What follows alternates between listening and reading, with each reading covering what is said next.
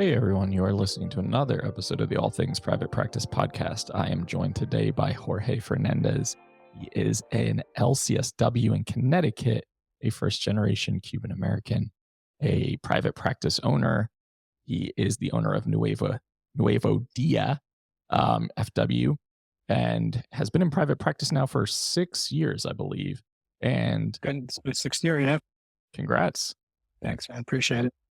I'm excited to have you on today. I think we're going to talk about some cool stuff. You've had a really cool kind of career trajectory. It looks like you were in Little Havana and then you were in New York City doing a lot of community-based work. And then you found your way to Connecticut where you are now in private practice.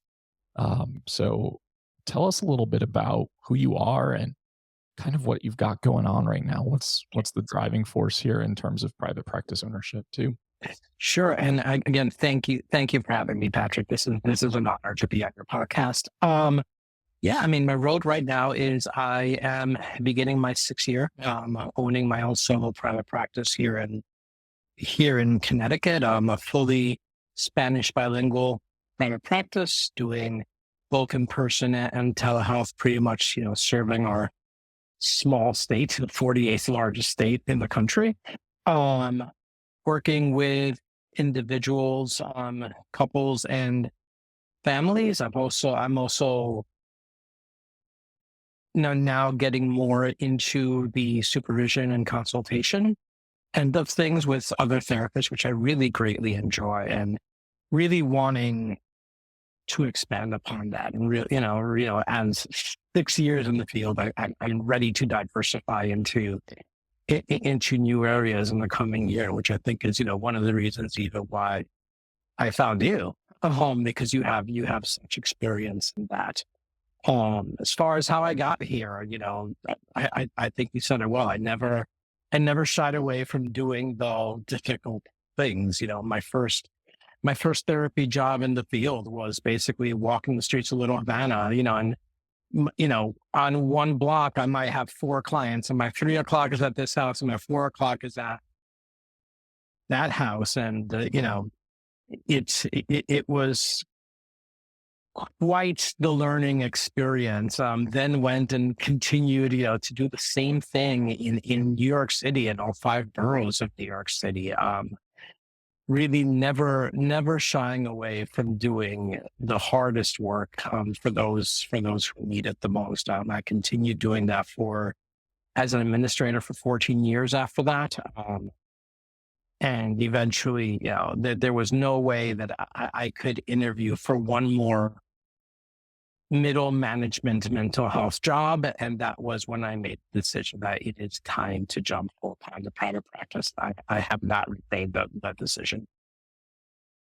Yeah, that sounds like such an interesting career in a lot of ways because, I have a lot of negative to say about community mental health, but it's much more about the bureaucracy and just the dysfunction. But the people that you're serving in those environments, like they wouldn't be able to access services anywhere else. And you're really meeting people where they're at in terms of like, hey, this is what we can do. We have to get creative. We have to think outside the box in order to support people. So it sounds like a lot of cool experiences. You kind of mentioned like a lot of war stories, quote unquote, too. Yeah, I have some crazy stories for sure. I think that is like good Yeah. hand in community mental health when you're like out by yourself, just in the community. Like some days you're like, should I have been in that environment? Should I have done this thing? Like, I don't even know if I felt safe in this situation. Yeah. So lots of cool relationships get built too. So with that being said, those moments in your life, right? Like when you're walking the streets in Little Havana, then in the boroughs, to then opening a practice, is there ever like the oh shit moment where it's like, I don't know how to be a business owner, so how will this ever work? Absolutely. I am that person that organizational has never been my strength. My strength has been what I'm doing right now, which is talking to people. So keeping a business afloat when it is literally all me. What I tell my clients is I am the answering service. I am the cleaning person. I am everything.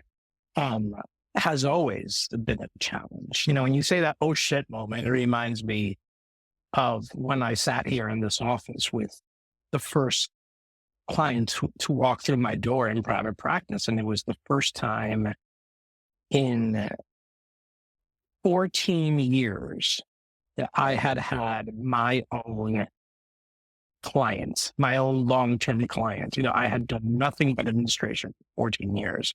Um, and just really sitting there in front of this person, realizing, do I still know how to do this?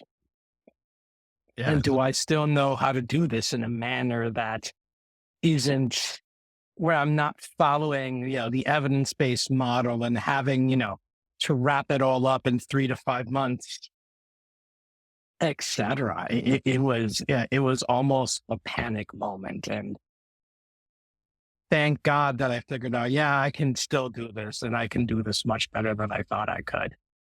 Yeah. I think that's so common for us to like transition out of Mhm. mental health or something that feels like this is how you're supposed to do the thing, where you're doing a lot of case management, you're putting out a lot of fires, you're doing a lot of crisis management and intervention, to help people just get their basic needs met. And then for someone to walk into the door of your private practice and sit across from you, and you're like, oh shit, how do I even help this person? What if they present like they've got it all together? Then what do I do? So there's so much existential questioning going on when you open a business, because you're like you said, I'm everything, but I don't also have the training to be everything, because most of us didn't get any business training. So it's like, now what? So I think a lot of it is like figuring it out as you go. When you feel anchored into that, though, and you finally are like, okay, deep breath, do know what you're doing. It is amazing how things start to shift and how things start to fall into place. And I think the first year or two is really just figuring that out, like your policies, your procedures, your schedule. You may have overbooked yourself. You may have forgotten to charge a client. You may have forgotten to submit an insurance claim. Like the things that people beat the hell out of themselves for on these Facebook groups. I'm like, this is Yeah. so normal. Like, this is what it's like when you do have to wear all of the hats in a business. One of the things that I, decided initially, for example, the idea of hiring a biller or outsourcing anything. I at times have had a biller. I currently don't, but it was so important to me before I decided, other than credentialing, where I did hire somebody to do my credentialing, because it just felt like too much newness at the time. Um, uh, but before I outsource anything, I want to know how to do it myself. Yeah. Before I have somebody else do my billing, I want to know every piece of how to do my billing. I want to know who the contacts are. I want to know what to do, in case something goes terribly wrong. And it's something, again, on the groups, and I do admin one group here in Connecticut. It's something I see over and over, therapists who are running their own businesses, um, but don't, but are scared to take on huge aspects of that business themselves. And that is something for me that I would, if I could impart something to every therapist out there, is learn every bit of your business so you are not afraid. Then make the decision whether you want to bring someone else in. I hired and fired a biller. I thought it would be easier. And then when I realized that I was working entirely on their schedule Right. and them not on mine, then it was no longer easier. And it actually has been easier to do it all myself. So, I hope that people are able to make those decisions for themselves and not feel beholden to having to have somebody else do part of it. Yeah, that's well said. And I think that's a good reminder for people is like, Yeah. this doesn't have to look one specific way, because so often we're like asking for advice on what would you do, but that doesn't always take into account our own processes or our own preferences or our own strengths either. And I like the mentality of knowing how to do everything, because if you do outsource, which I encourage a lot of outsourcing, because I was that person who's like, I want to do it all. I want to figure it all out. And I almost had a hard time relinquishing control. And I think a lot of therapists do have that issue. Um, if you know how to do everything, it means that if your biller steps away, if they ghost you, if they quit, etc., you're not left like scrambling to figure out, how do I get paid for the last 2 months of the work that I've done? Because no therapist wants to spend hours of their week on the phone with the claims department of Blue Cross Blue Shield. Like, nobody wants to do that. I don't even know if the people who do Nobody. want to do that. So having the understanding of the mechanism of like, this is how the business works, I know the ins and outs, it allows you to then train people. If you bring someone in saying like, this is what I want done, this is how I want it done. Because that's another issue people have when they hire is like, I don't know what to hire for, or I don't even know what expectations and roles to offload. And then it's like, well, I'm frustrated with this person because I wasn't really able to train them because I don't even know what I'm training them on. It's a whole thing. So like, I agree. And if it makes your life easier to not have those mechanisms in place, then I think you just want to really know the ins and outs, like you said, and kind of get really inundated with the processes. I think we shy away from processes a lot of the time because it's like the way less sexy side of business ownership is like the foundational stuff. Right. That we believe that all we have to offer is our face in therapy. Right. This is why I'm doing this, do therapy. I'm not here to do the other stuff. Well, that's not the case anymore. You know, it is your business, it is your face, it is your name, it is your ass. And, you have to protect that and you have to manage that. And, saying that you're only in it to be a therapist and not a business owner, once you take the step, it's not realistic. And to me, it's like, you should have some knowledge of how to do every single bit of it, then choose whether you want or don't want to do it. Then choose whether you don't want to take insurance or not. Know both sides before you do it. Yeah, I Yeah. agree. And I Yeah. think if you are accepting a fee for service, Mhm. then you are a business owner, right? So like this whole mentality of I'm just going to bury my head in the sand and I'm not going to like learn any of the other things that need to happen in order to keep a business running or sustainable kind of screams ignorance to me because it's like if you're charging a client for a session, then you are a business owner. If you're paying taxes for the work you're doing, you are a business owner. So like we can work so much more effectively. We can change the culture and the narrative and the perspective that the mental health counseling community has if we could just understand a couple of basic things so that we don't feel like we're this profession that feels so fragmented and so disjointed and so discombobulated and so cluttered with like all the noise because it could be so much easier, but I think we make it so much harder. Yeah. Yeah. I mean, one of the things that's unique, somewhat unique about when I started my practice is that I started a full-time practice from scratch. I was not in part-time prior practice with I had never had a private client in my life. And I decided I'm going to go do this full time. Like there was very little that, I had the good fortune to have some money put away in the time to carry me through the first 3, 4 months. But I really did sit here those first 4 to 6 months trying to take in everything that I possibly can and really, really giving thought to how I wanted to put myself out there, what I wanted my office to look like, what I wanted my logo to look like. I didn't want it branching trees for my logo. I did something completely different. But just That's really, did you oh, have did you have Stack Rocks on your website? never. Good. No, never. Same then. I have not. I think they're cool, but it's been done. Um, no, it really is. But you are selling yourself as a professional that can help people, and it takes a lot. It is. It's a lot. That would be I feel like it's Mhm. an understatement to even say that. Like But I think knowing the nuances of like the ins and outs is so important. And I think we get so hung up on these details that don't really matter. So that's why in my Facebook group, if Mm. people say, like, I'm ready to open, but I can't figure out my business name. I'm like, who cares? Like, honestly, at the end of the day, is it if you find a name that really speaks to you, great. However, you're probably going to come up with the variation of like 20 different names that are used constantly using like resilience, empowerment, creative, healing, et cetera, et cetera, et cetera.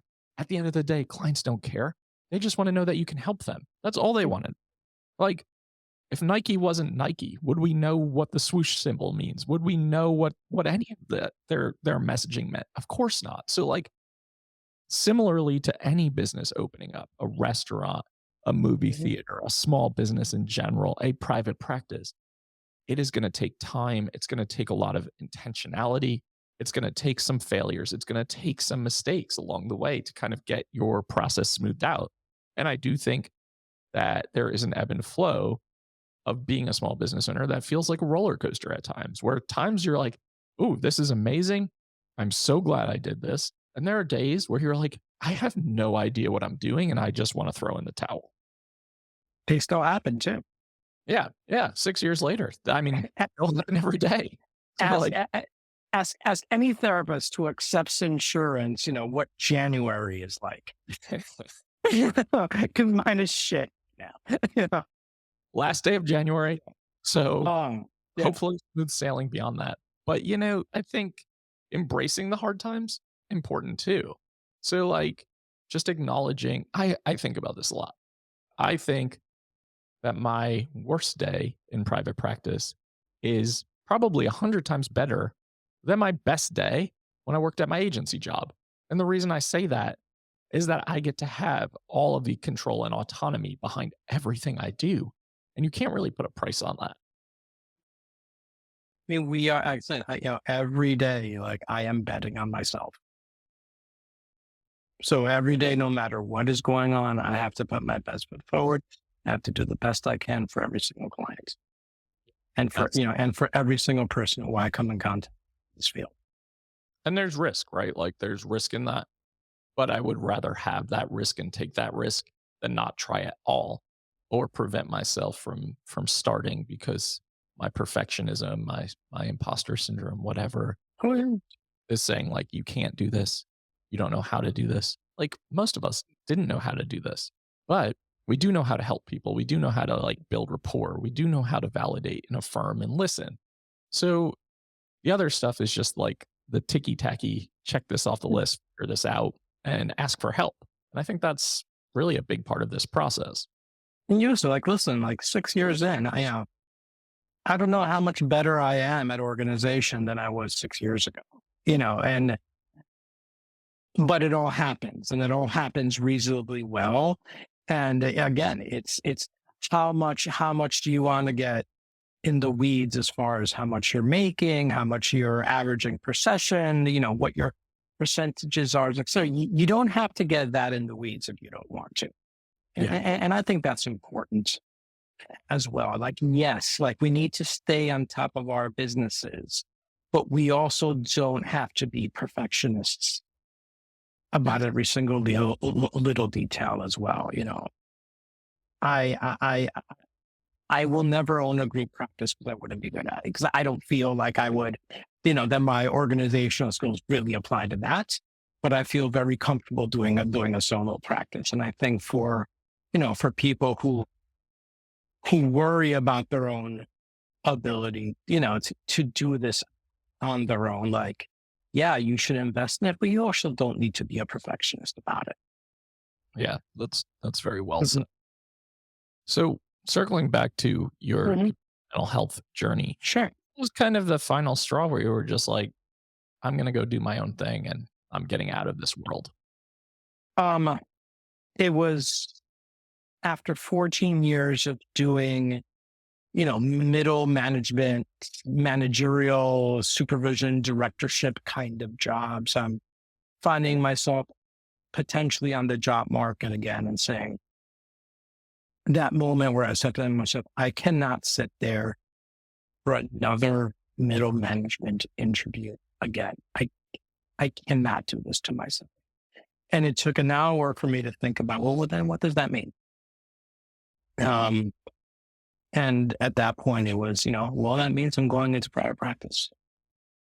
And, when I had that moment, I didn't look back. 3 days later, I was looking at space. But just watching myself those last couple of years, I'm running an evidence-based program, never making executive management happy, never, I was done. It ate all of my soul there was left for it to eat. And there was no way that I could find myself a hamster wheel. So, it was a very easy decision for me to make. Yeah. I didn't spend as much time in community mental Mm. health. Found myself in middle management a lot. And I was going to say soul crushing, sucking is a good verb or adjective to describe that. Yeah. Because you can never make everyone happy. Your staff never have Yeah. enough support. The executive team always wants more productivity. Yeah. Just like this just doesn't work. I'm sick of being on call. I'm sick of like having to make everyone else happy or pacify them. Yeah. Another stupid meeting where we don't talk about anything, and then we just schedule a meeting about meetings. Like this is pointless. So yeah, that was my E- breaking point, similarly. and even when we do great things, there are many things that I'm very proud of from those years. I think that I was responsible for bringing one of the first yoga for kids, free yoga for kids groups, to East New York, Brooklyn. Where nobody was taking the time to like, let's help these kids do yoga. Let's Yeah. teach, we were doing things like that. We were, we were having community parties at like parks that were basically abandoned in these parts of Brooklyn, and drawing thousands of people safely, and having fun. And, it's still, those things bring you nice PR, but they didn't, they didn't bring in outcomes, and was enough. But there's a lot to be proud of from those days. Yeah. Yeah, absolutely. I think we can hang our hats on a lot of those things. For those of you listening, I'm sure you have had similar experiences Yeah. where I feel Don't forget those. but there are moments where this was definitely worth it, and there were relationships that were built and formed, and yeah, those things really are the things that keep you going in those moments because it's certainly not the pay. Um, so yeah, regrets about that at all? You feel like launching 6 years later, here we are. I mean, regrets that I didn't do it sooner. Yeah. I think I think I spent a good 2, 3 years there burnt out, and, I should have listened to that inner voice, but those fears, those fears of, having to go get your own health insurance, or, why would people actually want to see me, and not having that every 2 weeks paycheck, kept me in that place. And, there was not much to worry about. It was all far easier than I feared. That is At the so time, there were people who supported me, for anyone else thinking about doing it, if they feel they're ready clinically, there's people like me and you ready to support that. You are extremely giving with your help, as am I. There's plenty of people out there who can absolutely support you through these hard parts. yeah, it's well said, and thank you. Yeah, I think that's the stuff the stuff that shouldn't prevent us from starting is the stuff that prevents us from starting. And like you said, oh, it was a lot easier than I ever Mhm. let it. And that would be the same thing I would say. Like this is what are we in 2024? So I left my community mental health job in 2016. So I think my regret is not starting sooner. I think it was also the same, like coming up with a list of reasons why I wouldn't be successful. Like who would pay me? Why would anyone call me? Um, I don't have enough letters behind my name. I don't know how to use my EMR that I'm going to choose, like all the things. at the end of the day, it's like, just get started. Like, just start the process because we hold ourselves back for so long when we have so many examples of like the times we were creative, the times we were resilient, the times we figured things out when we didn't think the answers. And I think we have to anchor into that stuff in order to be successful as a small business owner because, like we talked about, ups and downs. And I think that's just a normal part of the process. Yeah, sure. Any other advice or things you want to just share with the audience that feel important for you right now? It's, I think we've covered a lot of the big stuff, like just not be afraid. When I named the supervision part of my practice, and I named it fearless clinical consultant, um, because of exactly the reasons you said. There are just so many fears, and again, we see it on the groups. It's not just a running of the business; it's also, what if I'm faced with a tough clinical decision on my own? How do I handle risks? How do I handle clinical risk? How do I handle, ruling out clients? There's so much fear and anxiety about these things. And I'm actually developing a training right now with a colleague of mine, Alex Solomon, on how to work with acute risk in private practice. Really, but really going at it from the perspective of demystifying a lot of these fears folks have about liability, and getting folks out of that. We need to assess. We need to run every single assessment possible out of fear of getting sued when something happens. Um, so it is, again, these things that you are afraid of, you have communities of people out there who have dealt with them, who are actively dealing with them and can help you. You're going to get through it. Absolutely. I love that. Mhm. It's great kind of message for everyone listening. And I think that sounds like a really wonderful resource. So please let us know when that's available. I'll happily promote that and share Yeah, that. yeah. Thank you. Thank you. We are working on it. Hopefully we'll have something ready to go live and have people in front of us by the summer, hopefully. Okay. Well, that sounds good. Jorge, it was great to meet you like this. You're always fun to hang out with on social media. Thank you, Patrick. Please tell the audience where they can find more of what you're doing. Sure. I do have a website. It's 𝘁𝗸𝗄𝘆𝘀, so NUEVODIAFW.com. My office, my bio, all that is up there. I have a profile up on ZenCare. I recently switched over everything I do to them. So you can always check out my profile. There's a brief video of me there. Um, I do have a Facebook presence, and I also am part admin of the licensed mental health professionals of Connecticut group. So, if you are a mental health professional in the state of Connecticut, we would love for you to join us. Really do some good networking. Awesome. All of that information will be in the show notes so that you have easy access to everything Jorge just mentioned. No problem. Coming on. I appreciate it. Thank you, Patrick. And to everyone listening to the All Things Private Practice podcast, new episodes are out every single Saturday on all major platforms and YouTube. You can like, download, subscribe, and share. Doubt yourself. Do it anyway. I'll see you next week.